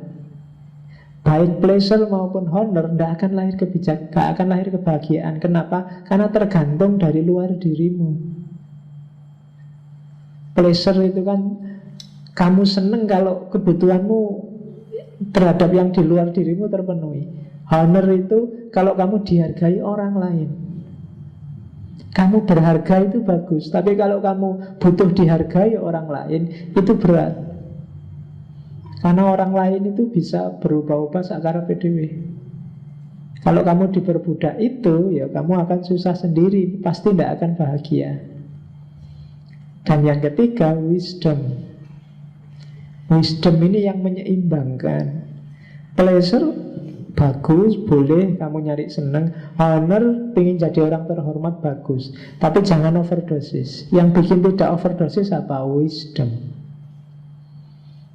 Wisdom itu tidak sekedar benar, tapi juga bijaksana. Sumbernya memang kebenaran, tapi kebenaran yang naik kelas 1 level dengan nama kebijaksanaan. Kan saya sering mencontohkan kan, kebenaran itu kalau ada temenmu berat badannya overweight, tinggi, terus halo gendut, itu kebenaran. Tapi kan tidak bijaksana, ya kan, mau kasihan dia. Padahal pacar yang setia itu nyari yang gendut, karena dia tidak mungkin ngejar yang lain. Lari aja berat dia. Oke. Ya kan beratnya overweight, jadi abot. Oke, jadi pleasure, honor, dan wisdom. Maka kuncinya ada di wisdom, kebijaksanaan. Nah, ini penjelasannya tadi. Kebahagiaan bukan dalam kesenangan, kebahagiaan bukan dalam kehormatan, tapi kebahagiaan butuh wisdom. Apa sih wisdom itu? Ini loh wisdom itu. Ini kalimat-kalimat yang terkenal dari Socrates. Untuk menemukan kebijaksanaan, kuncinya apa? Know yourself. Gnotis autem. Kenali dirimu. Siapa kamu?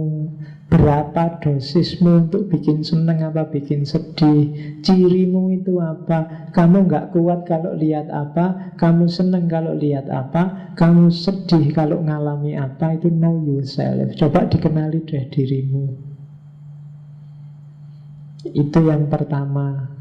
Yang kedua, ujilah hidupmu biar berharga. Ya agak mirip dengan yang menguji itu maksudnya. Setelah kamu kenal, kamu tes. Apa benar sih aku itu harus kayak gini? Itu examined life. Aku itu orangnya agak males kalau kuliah. Oh, itu berarti ciriku itu. Kalau kuliah males. Kalau nongkrong semangat, apalagi ngangkring. Tapi apa ya pas ya aku kayak gini? Itu namanya menguji hidup. Hidup itu semakin kamu uji, semakin dia berharga. Jarang, kalau mengenali diri mungkin banyak orang ya. Apa seleraku, apa keinginanku. Tapi menguji hidup, apa iya sih aku harus begini? Wong cita-citaku itu loh bisnis. Lah kok aku kuliah tafsir itu gimana ya? Nah, itu loh, itu namanya menguji hidup.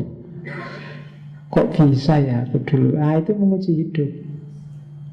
Jadi examined life, ujilah hidupmu. Kalau dua sudah, baru putuskan. Itu prinsip freedom, self-rule. Aturlah dirimu kemudian. Berarti yang bagus itu, meskipun seleraku A, harusnya sekarang aku B.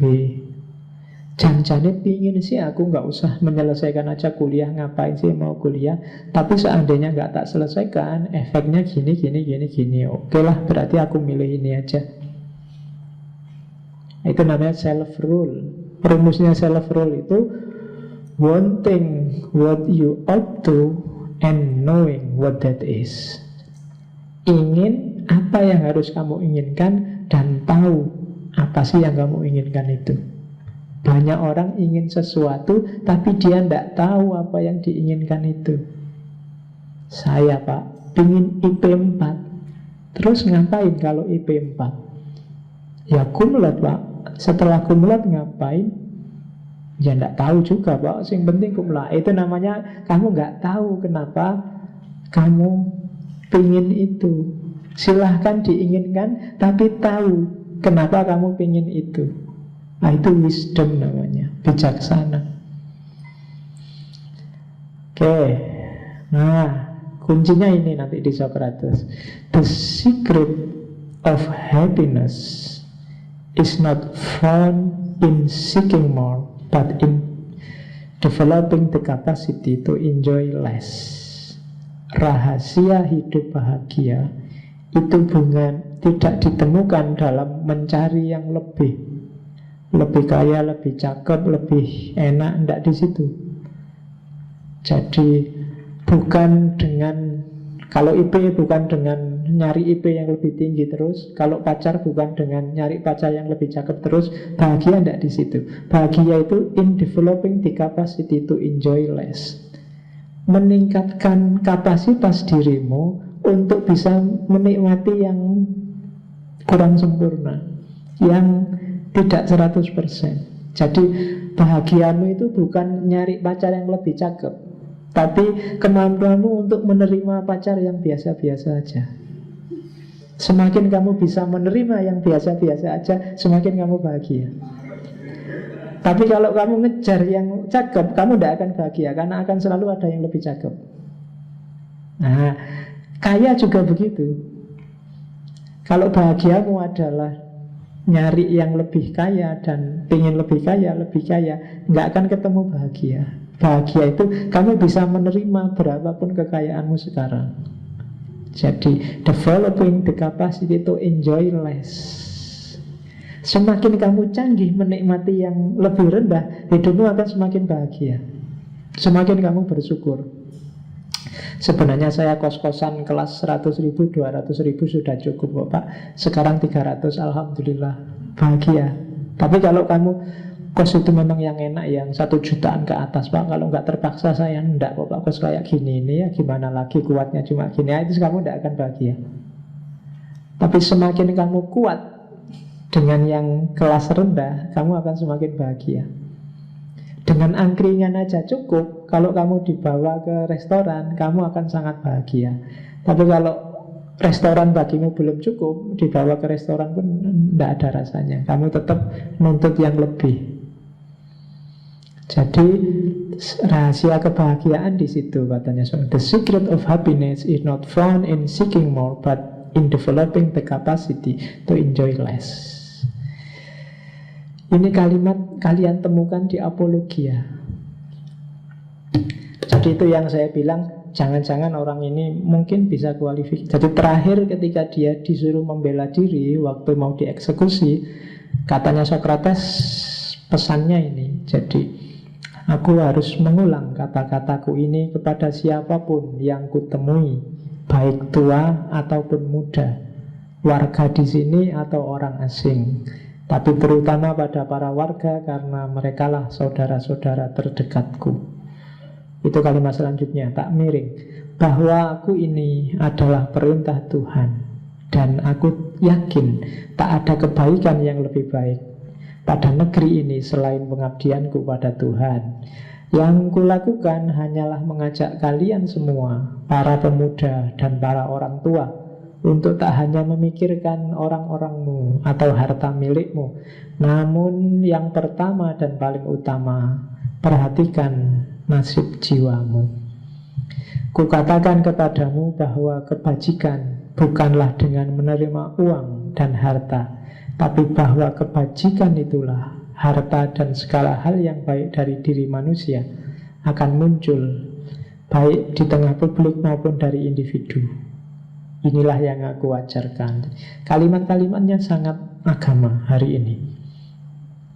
Warga Athena, bila kalian membunuhku, kalian tak akan mudah menemukan pengganggu sepertiku yang Tuhan telah anugerahkan kepada negeri ini. Negeri ini bak kuda ningrat yang besar, yang berjalan demikian lamban lantaran ukuran tubuhnya.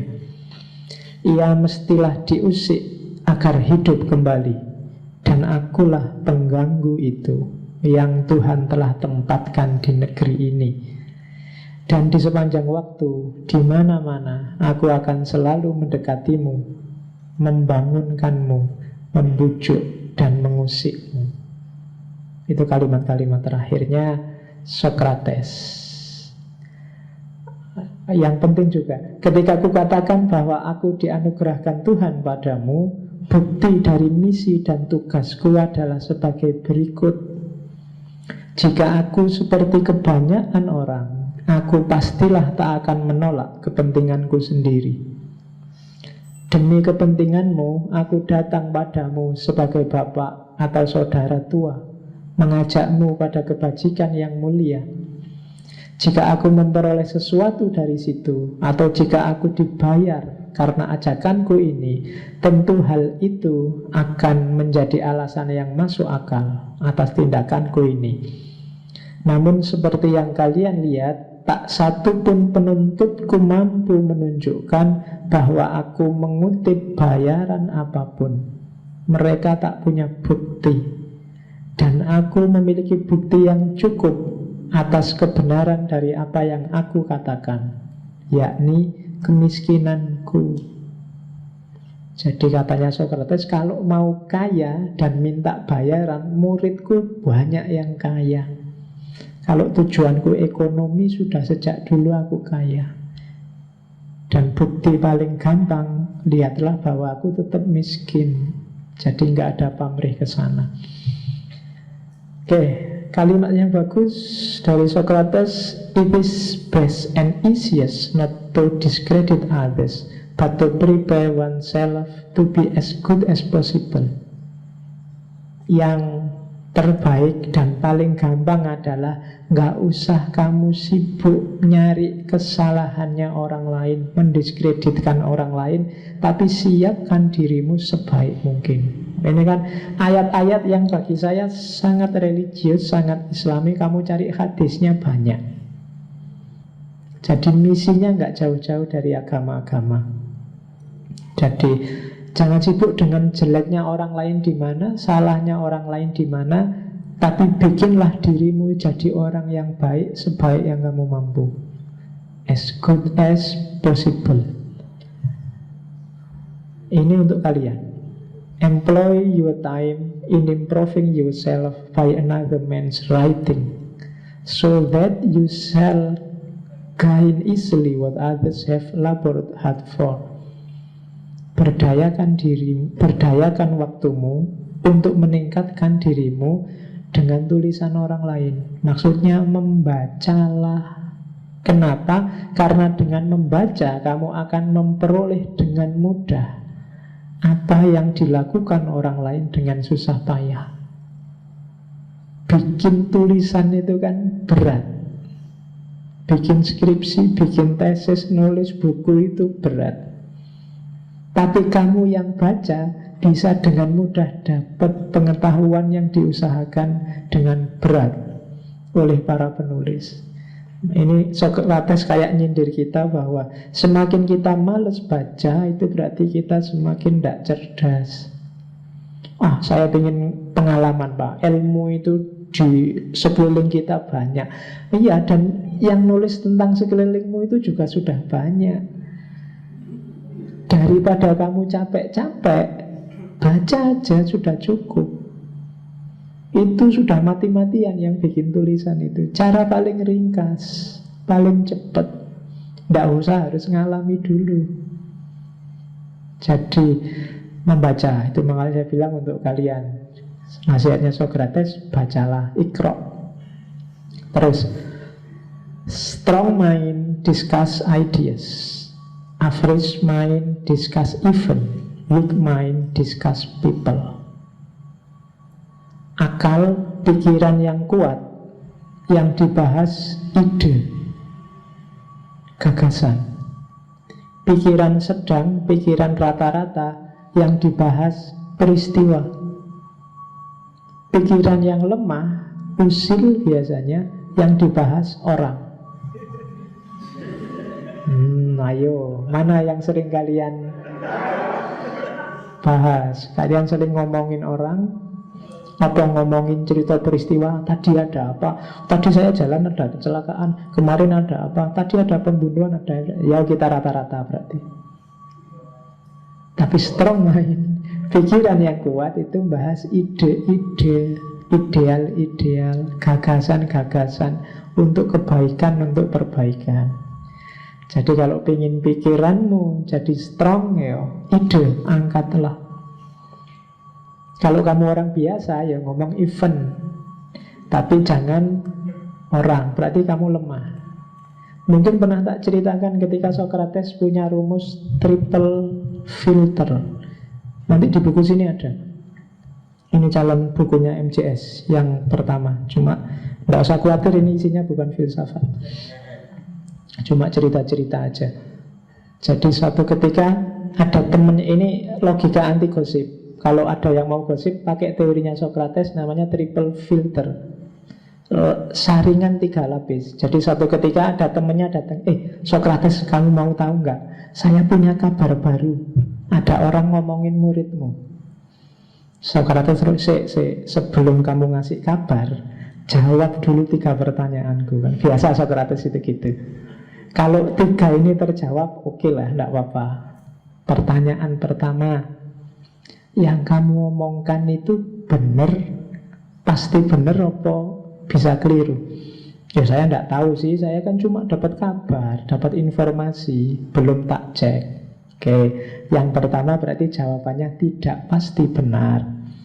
Terus yang mau kamu omongkan itu hal-hal yang baik apa yang buruk? Katanya temannya, ya yang buruk lah, mana ada sekarang gosip hal yang baik-baik, mesti ngomong yang jelek-jelek. Makanya mau tak ceritain ini padamu. Oke, berarti bukan hal yang baik. Terus yang ketiga, katanya Socrates, kalau 1-2 nggak lulus nggak apa-apa lah, tapi yang ketiga ini harus lulus deh. Yang mau kamu omongkan padaku itu ada gunanya nggak buatku? Nah, katanya temennya, ya menurutku sih nggak terlalu penting sih, ya nggak tahu juga nggak apa-apa, ya wes. Jadi katanya Socrates, berarti yang mau kamu omongkan itu nggak mesti benar, nggak bagus, dan nggak ada gunanya. Ngapain kamu capek-capek cerita? Buang-buang energi, buang-buang waktu. Jadi weak mind, pikiran yang lemah. Oke, ini bagi yang jomblo. Jadi katanya Socrates, my advice to you is get married. If you find a good wife, you will be happy. If not, you will become a philosopher. Jadi katanya Socrates, tak bilangin ya, nasihatku untukmu. Ini belakangan Socrates akhirnya juga nikah. Apapun yang terjadi, menikahlah, jangan jomblo. Kalau kamu ketemu istri yang bagus, alhamdulillah hidupmu akan bahagia.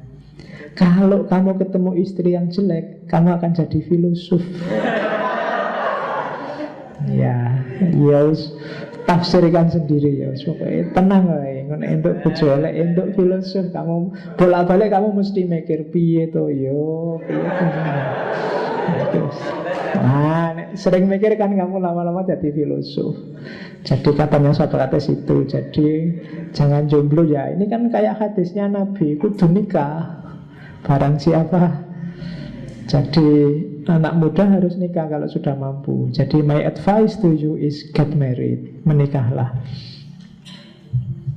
Ini kalimat terakhir dari Apologia. Sepanjang masih bisa bernafas dan berpikir, diriku tidak akan pernah berhenti mengamalkan filsafat, mendesakkannya padamu, dan menjelaskan kebenaran bagi setiap orang yang kutemui.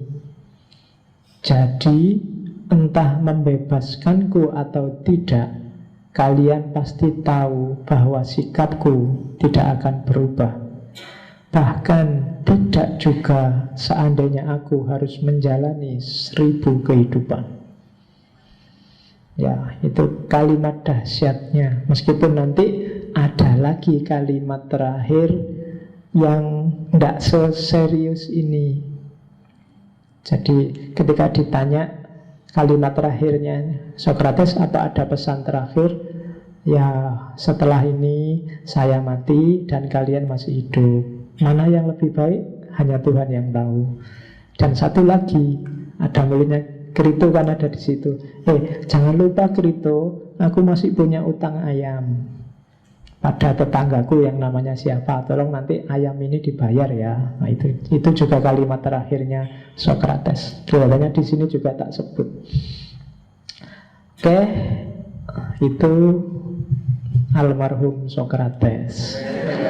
Ya kan sekarang sudah nggak ada, berarti kan almarhum. Untuk menghormati orang penting yang meninggal kita sebut almarhum, Allahumma Oke, jadi dan memang dia mengalami nasib yang luar biasa. Justru jadi besar dan monumental, diingat orang, dirujuk orang, antara lain karena dia dieksekusi. Dan mungkin skenarionya Tuhan memang begitu. Dengan dia dieksekusi, muridnya jadi membara, dan lahirlah generasi baru filsafat Yunani yang luar biasa, yang menginspirasi peradaban sampai hari ini. Jadi dia bapaknya filosof. Oke, saya kira itu ya Socrates. Kita ketemu martir besar pertama. Minggu depan kita ketemu dengan konotasi yang agak jauh berbeda dari dunia tasawuf, yaitu Abu Mansur Al-Hallaj. Nanti muridnya juga kita bahas yang dari Indonesia, Syekh Siti Jenar. Insya Allah ketemu lagi minggu depan dengan martir yang kedua. Wallahul muwafiq, wallahu a'lam bissawab. Wassalamualaikum warahmatullahi wabarakatuh.